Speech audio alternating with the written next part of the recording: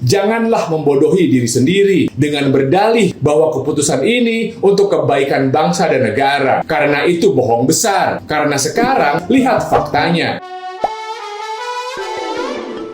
Plot twist, Gibran tetap bisa nyawapres pakai jalur pengalaman kepala daerah. Jadi gini, 16 Oktober ini bisa kali ya diperingati sebagai Hari Prank Nasional. Masalahnya, sebelumnya MK udah nolak gugatan PSI soal usia capres-cawapres minimal 35 tahun dan Partai Garuda soal usia 40 tahun atau punya pengalaman sebagai penyelenggara negara. Tiba-tiba selang beberapa jam, MK ngabulin sebagian permohonan mahasiswa UNS Alma Saki Biru yang bisa bikin Gibran nyawapres lewat jalur pengalaman sebagai kepala daerah. Jadi, meski belum berusia 40 tahun, kalau pernah atau sedang ngejabat yang dipilih di pemilu atau pilkada, ya tetap bisa nyapres atau nyawapres. FYI, Almas ini ngajuin permohonan karena ngidolain Gibran selama jabat wali kota Surakarta loh. Ya, Ketua MK Anwar Usman sih bilang gugatan permohonan dinilai beralasan menurut hukum. Nah kan, beneran berasa di prank.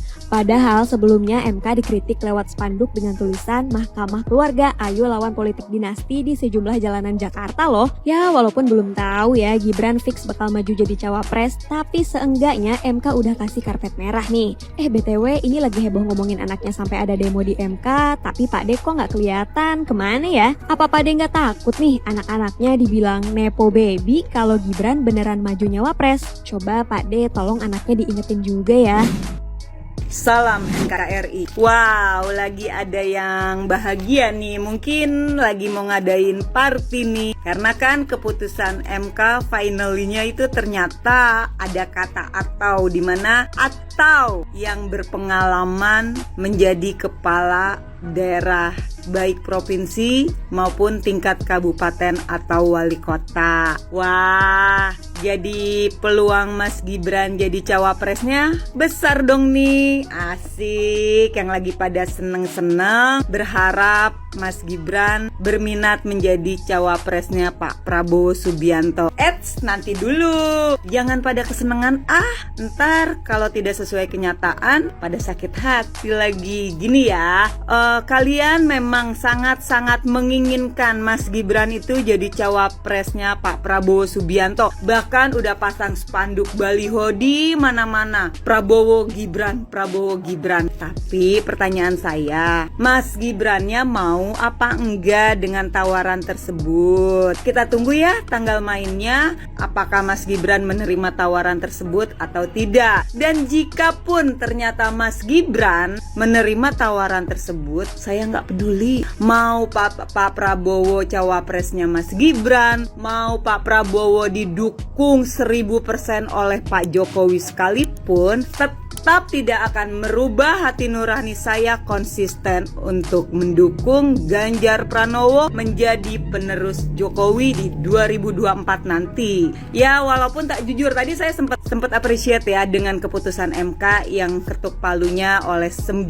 hakim Mahkamah Konstitusi. Tetapi ternyata ya di akhir-akhirnya seperti itu. Tapi ya sudahlah ya, walaupun buat saya agak-agak aneh dengan keputusan tersebut, tapi sebagai warga negara yang baik, saya tetap harus bisa legowo menerima keputusan MK apapun itu. Dan ingat satu hal, dengan adanya keputusan MK yang seperti itu, justru ini menjadi sebuah booster baru buat saya secara pribadi, kekuatan baru buat saya untuk semakin solid bergerak memenangkan Pak Ganjar Pranowo di 2024. Ya, buat pendukung Pak Ganjar Pranowo, jadikan juga ini justru keputusan MK booster buat kita dalam mendukung Pak Ganjar Pranowo menjadi penerus Jokowi di 2024. Kita buktikan ya, tanpa nama besar Jokowi, tanpa embel-embel keluarga Jokowi, bahwa Pak Ganjar Pranowo bisa menang di 2024 nanti. Tetap semangat, fokus, solid bergerak untuk kemenangan Ganjar Pranowo di 2024 nanti.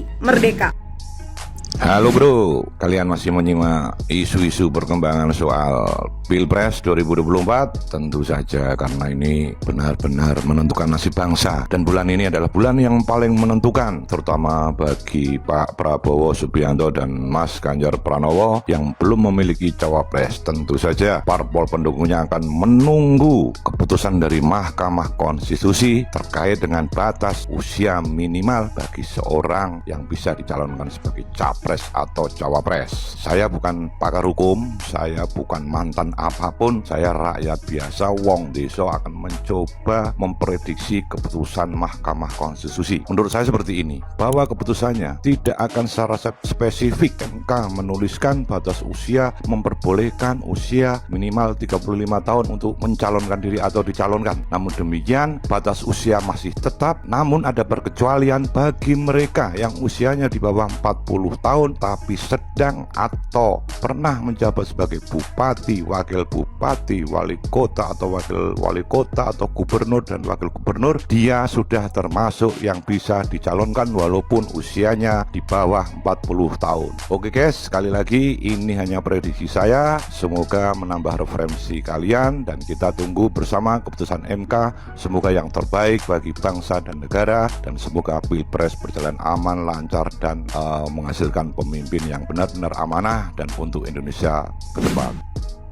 Luar biasa keputusan MK pada hari ini menolak seluruh permohonan pemohon gugatan uji materi Undang-Undang Nomor 7 Tahun 2017 tentang pemilihan umum terkait dengan batas usia minimal dan maksimal presiden dan calon wakil presiden di periode pemilihan presiden pada tahun 2024. Sekali lagi sudah tepat apa yang diputuskan oleh MK, karena terkait dengan batas usia presiden dan wakil presiden itu adalah legal policy-nya presiden selaku kepala pemerintahan dan DPR selaku pembuat dan pengesah undang-undang. Nah, kita juga berharap kepada seluruh masyarakat jangan terlalu cepat mengambil keputusan, melakukan demo-demo yang tidak jelas, bahkan bisa membuat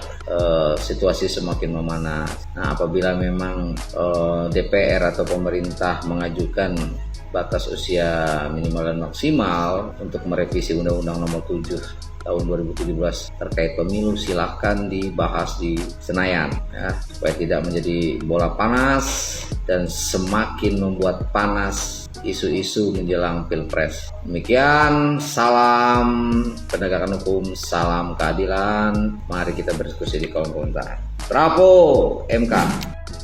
Hari ini Senin tanggal 16 Oktober 2023, akhirnya MK jadi juga mengubah aturan capres dan cawapres. Hanya orang yang kelima inderanya mati dan hati nuraninya lumpuh yang akan terkejut dengan keputusan MK ini, karena gelagat dan baunya sudah sangat tercium dari awal. Memang yang dirubah bukan batas usia minimalnya, tapi menambah syaratnya, menyesuaikan dengan Gibran. Tapi dengan begitu, maka semuanya malah menjadi semakin terang benderang bahwa peraturan ini dari awal digugat sampai pada akhirnya dikabulkan, semuanya hanya untuk satu kepentingan, yaitu kepentingan dinasti politik penguasa. Janganlah membodohi diri sendiri dengan berdalih bahwa keputusan ini untuk kebaikan bangsa dan negara, karena itu bohong besar. Karena sekarang lihat faktanya, siapa satu-satunya orang yang bisa maju menjadi cawapres setelah MK mengabulkan gugatan ini? Siapa yang diuntungkan? Hanya Gibran, tidak ada yang lain. Jadi intinya yang dilakukan oleh MK hanyalah melayani kepentingan dari kekuasaan dan dinasti politik Jokowi dengan kedok menegakkan konstitusi. Yang paling mengerikan adalah bahwa MK telah menggerus kepercayaan rakyat terhadap lembaga tinggi negara. Jika MK saja bisa diatur sesuai selera kekuasaan, maka apa jaminannya KPU bisa bebas dari intervensi? Apakah rakyat bisa mempercayai hasil pemilu nanti? Lalu bagaimana jika ada kecurangan atau sengketa pemilu? Karena semuanya akan kembali kepada MK sebagai pemutus akhir. MK yang sama dengan yang barusan saja meloloskan Gibran sebagai cawapres. Apakah praktek seperti ini sesuai dengan konstitusi? Mungkin. Apakah cara-cara seperti ini berkeadilan? Jelas tidak. Lalu, apakah yang seperti ini yang katanya mau dilanjutkan? Pasti tidak. Ini harus dirubah. Harus kita rubah. 2024 adalah titik penentuan. Jika keadaan saat ini berlanjut terus di 2024, maka semuanya mungkin sudah terlambat untuk bisa kita rubah. Dan hanya ada satu cara untuk merubahnya, yaitu kita semua, rakyat Indonesia, harus memastikan untuk memilih pasangan Amin, Anies Baswedan, Caimin. Dan kita harus waspada mengawasi segala kemungkinan kecurangan. Dan kita harus bersatu dan siap menggugat kecurangan jika terjadi. Jangan salahkan gue berpendapat begini. Wajar kalau kita berpendapat begini. Karena fakta yang terjadi pasti membuat akal sehat siapapun menyimpulkan demikian. Jangan salahkan gue membuat konten seperti ini. Karena hanya orang yang tidak peduli dengan nasib Indonesia, yang tidak akan resah dan tidak terusik dengan fakta seperti ini. Jangan bersikap apatis dan tidak peduli dengan nasib bangsa ini, karena Allah tidak akan mengubah keadaan suatu kaum sebelum kaum itu mengubah keadaan mereka sendiri. Ayo, bangun dari tidur kalian, kita selamatkan Indonesia, dan insya Allah, Allah akan menolong kita. Amin. Salam semangat antitesa 24.